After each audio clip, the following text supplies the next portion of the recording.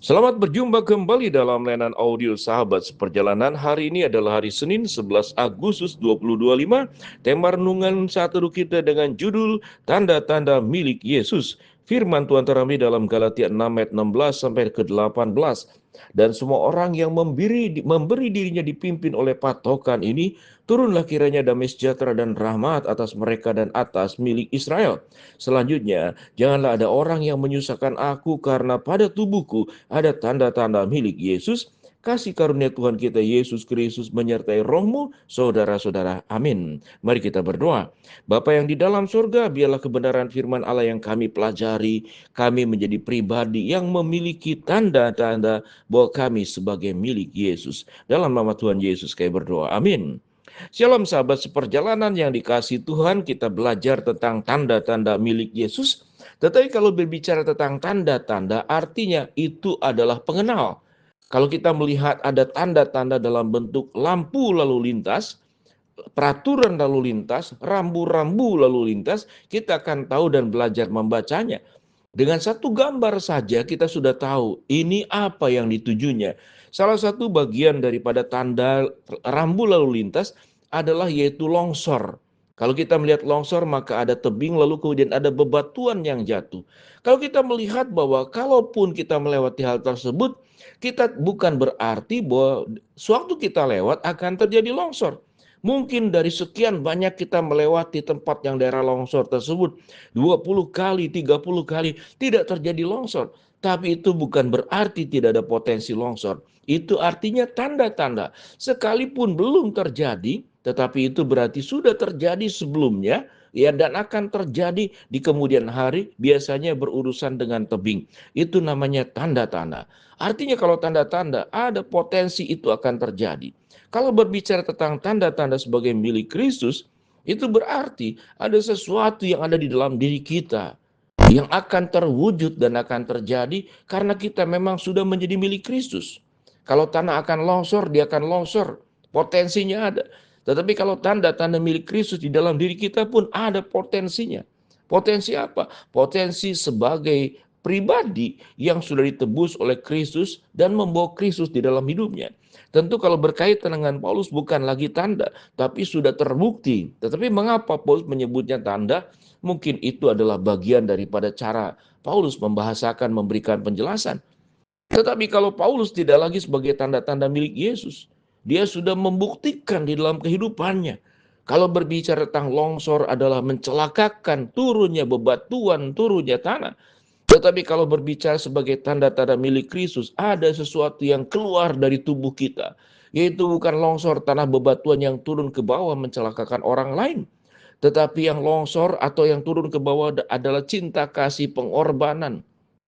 Bagaimana Yesus mencurahkan darahnya, memberikan tubuhnya. Itu kalau dikaitkan dengan turun ataupun sesuatu yang berlimpah turun ke bawah.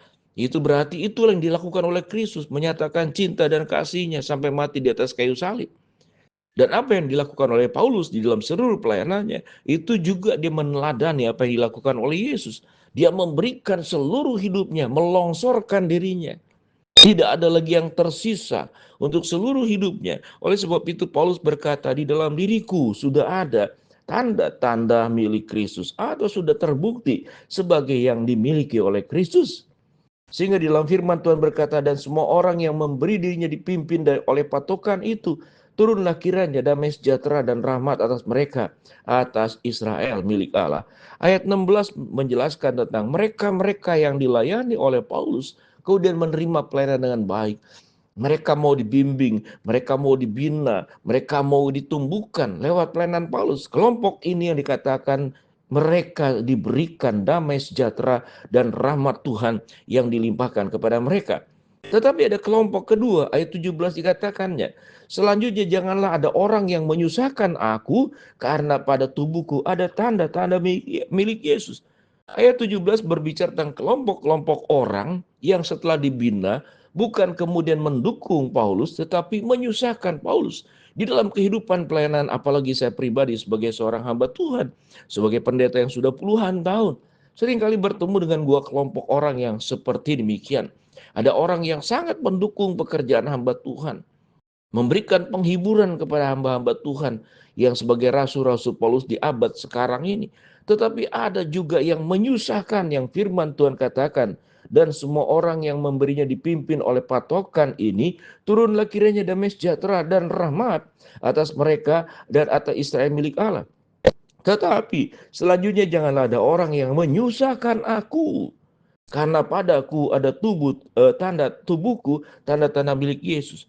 Kalau hamba Tuhan sudah memberikan pelayanan yang baik, lalu kemudian janganlah kita menjadi pribadi yang menyusahkan hamba Tuhan dengan pola-pola kita.